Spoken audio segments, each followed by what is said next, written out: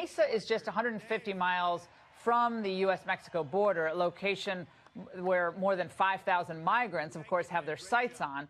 And today, the Mexican government, perhaps fearing retribution from President Trump, tried to block the group from crossing into the Mexico-Guatemala frontier. But as you can see here, the crowd broke down the gates and started streaming in. Police using pepper spray were able to finally stop the rest of the caravan, but not after many got through. Now, the Ingram angle spoke exclusively tonight with a Mexican official who told us the following.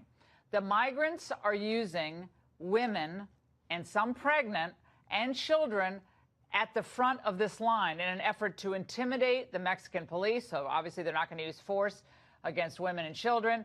And the same official relayed to us that there are currently 1,000 Mexican federales at its border with Guatemala.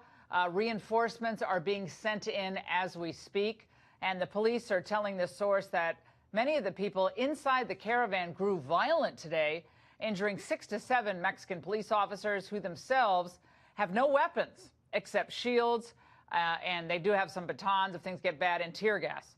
The official closed his conversation with the Ingram angle, saying following, we will not allow our country to be literally invaded from the south. It is critical now to take a stand, because if this model is the immigration model going forward, you will see a caravan of this size coming every week. So Mexico has its own interest in stopping these caravans from flying through Mexico. And now what you see right here is not from the caravan, but take a look at this video Fox News obtained. This is yesterday morning at 3:30 a.m.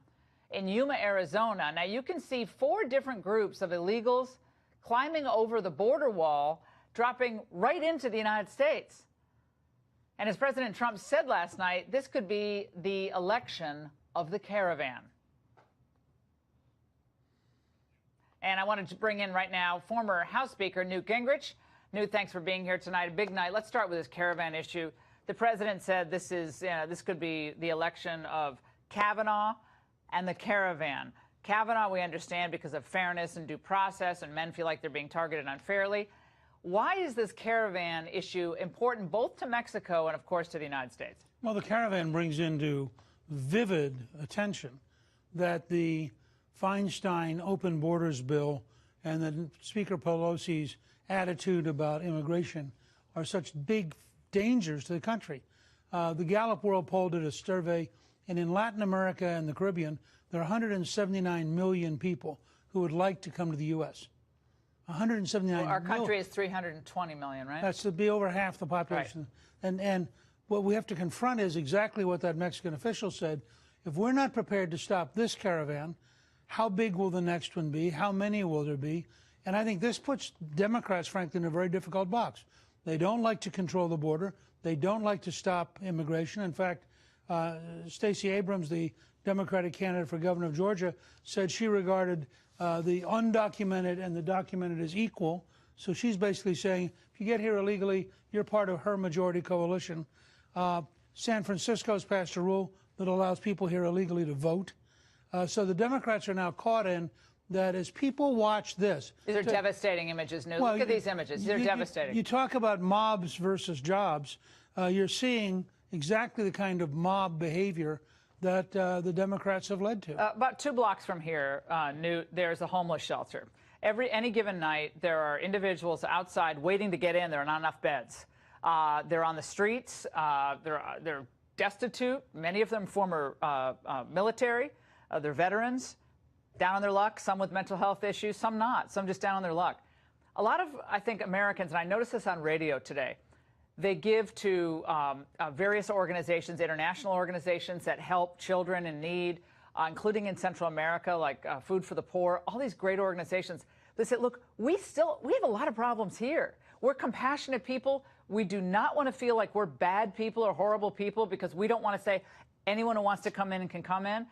But when you see these pictures, this is the proof of what no consequences for crossing into our country illegally will bring. These individuals, gosh, you can't even blame them.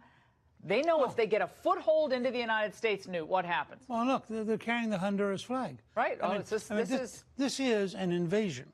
This is an act of attacking the United States sovereignty.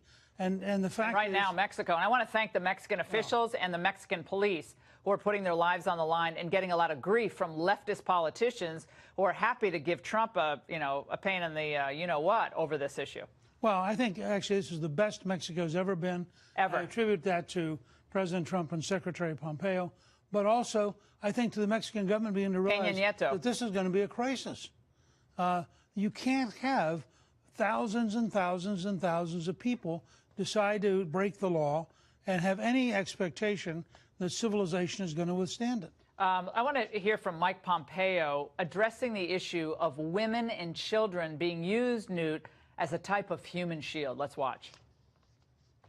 This is a large group of people. They are putting women and children in front of the caravan to use as shields as they make their way through. This is an organized effort to come through and violate the sovereignty of Mexico. And so all that we can to support the decisions that Mexico makes about how they're going to address this very serious and important issue to their country. Newt, I think this is a major challenge, as you said, to the Democrat Party.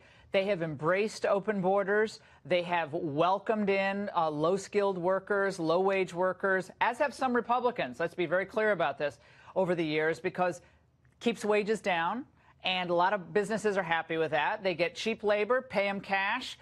They don't complain. They live 10 in a house. And it's good for some of these construction work crews in D.C., most of them speaking Spanish, hardworking people. But nevertheless, it has hurt American industries, from landscaping to roofing to plumbing. The list goes on. I'm telling you, this is a mistake for the Democrats to embrace this. A huge mistake. And I think the whole imagery that you now have these people, I mean, first of all, they're political activists. They're not refugees. They're political activists. You raised the question last week, which I keep raising on Twitter, who's paying for all this? As you mentioned to me just before the show, this has gone from 3,000 to now we think 5,000 people. If it takes $7,000 a person, that's a $35 million project. Huge. Now, who's paying for it? And by the way, if it's an American group paying someone to come and break the law, that's called aiding and abetting, and that's a crime. Yeah, the Lutheran Church and the Catholic Church does get about $90 million. The Catholic Church, Lutheran Church, not quite so much, to resettle migrants in the United States. So a lot of the migrants that cross the border we can't keep them, we don't have any housing, are then dropped at bus depots. William Longinus at Fox did a great report on this yesterday. And then they're transported all across the United States, first in shelters paid for by the Catholic Church, Lutheran Church, other organizations. They do get an enormous amount of money to do this. So there's an interesting like revolving door of cash from the federal government to these NGOs and 501c3s. I want to play a soundbite from tonight. The president, Newt, talking about this very issue. Let's watch in Mesa. Right now, as you know, Mexico is on their southern border, and they're fighting some bad people in that group. You know, you see the people come up and you listen to the fake news back there and you think they're all wonderful people, right? No, you think, I'm serious. You think they're all wonderful people. You got some bad people in those groups. You got some tough people in those groups. And I'll tell you what, this country doesn't want them, okay? Yeah, and I think, again, America is a welcoming country. We love merit-based legal immigration, true refugees, a lot of Christians in the Middle East who have had a really hard time getting here. In Western Europeans try to get the visa lottery, which a lot of us want to get away with. Do away with. But Newt, he's right. America, they see that this has gotten totally out of control, and it's just a question of fairness at this point to the American worker. Well, it's also a question of fairness to people who have obeyed the law. Remember, we accept more legal immigrants 1 million a year than any other country in the world. 1 million. So those folks have all obeyed the law. They look over here at somebody who's breaking the law, and I think there's a lot of resentment of why are these people being able to break the law. Newt, this was Jen Psaki, of course, former Obama administration official, on CNN talking about job growth. Speaking of the midterms, I want to play this. The job growth has been the case for 6 years. The job growth was actually better in the last year of the Obama presidency than it was in the first year of the Trump presidency. So he's benefiting from that. The reality is that a good economy is good for politics, for the person in charge. It was better under Obama. Was manufacturing jobs? Well, she had a better job under Obama. I think let's start with her. I mean, I think she had a better job. It's a Friday night here. It's really fun. No, you look, I mean, lowest African-American unemployment in history, lowest Latino unemployment in history. I think we're now have the lowest general unemployment since like 1969. It's pretty hard not to believe that President Trump and his policies have made a very positive impact. The only major economy that's growing right now is the United States. None of the others are growing. And I think that we're doing something right. But I also think it comes back to this question, you know, we want to be a country that is welcoming to people who want to become Americans. And we want to become a country that's welcoming to people who want to obey the law and play by the rules. And I think this whole notion of jobs versus mobs is real. And you've seen it here at home with Democratic mobs. You're seeing it now trying to come up from Guatemala with a mob. And this is a very serious question. And you've had some very strange comments. I mean, the senator from Virginia who said that we ought to be punching and fighting in the streets. The former attorney general said we ought to be kicking Republicans. Hillary saying we can't be civil, you know, until we win again. That's right. So there's a whole, because they were so civil back then. Right. So there's all we need to recognize that people have got to take a deep breath and ask themselves, what kind of America do you want to live in? And do you really want to live in an America where mobs are going to come into your restaurant to drive you out of it? Is that really what you're comfortable with? If you are, then you ought to vote Democrat. I'm begging them to do that to me, Newt. Begging. That'll be a great evening. Bring it. That's all I can say. This was President Trump tonight speaking about what America ultimately over time turns into if this continues. Let's watch. They will try to plunge our country into a nightmare of gridlock, poverty, and chaos. You know that. It's going to be a mess. Democrats want to raise your taxes, impose socialism on our country, turn us into a Venezuela, turn us into another Venezuela. Now, Newt, is that just overstatement? I don't think so. I think if you look at what the call, for example, the Democrats say they want to have universal health care for everybody. And in California, Gavin Newsom, the Democratic candidate for governor, says, and he would give it away to every illegal immigrant who showed up. Well, if word went out worldwide, get to California, they'll take care of your health care, the sheer cost of that would break the American system.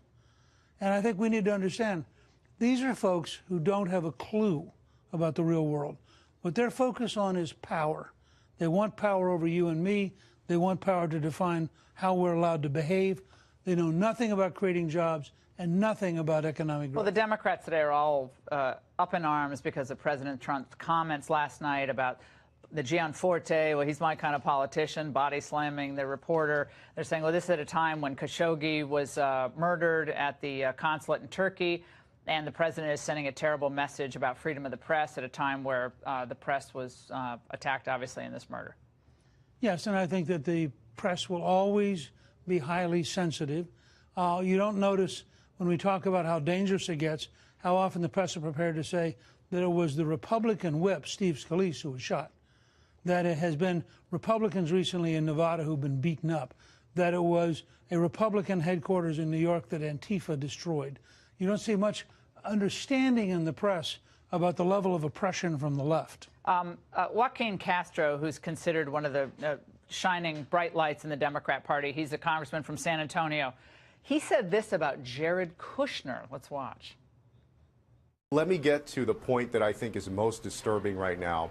The reporting that Jared Kushner may have, with U.S. intelligence, delivered a hit list, an enemies list, to the Crown Prince, to MBS in Saudi Arabia, and that the prince then may have acted on that, and one of the people that he took action against is Mr. Khashoggi.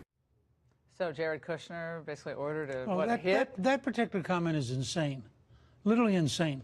The fact is, Khashoggi is a public figure. Everybody in Saudi Arabia knew who he was. The idea that an American had to call and say, oh, gosh, you may not have noticed this guy. I mean, you really have to wonder sometimes, are these people just living in some fantasy world with no connection with reality?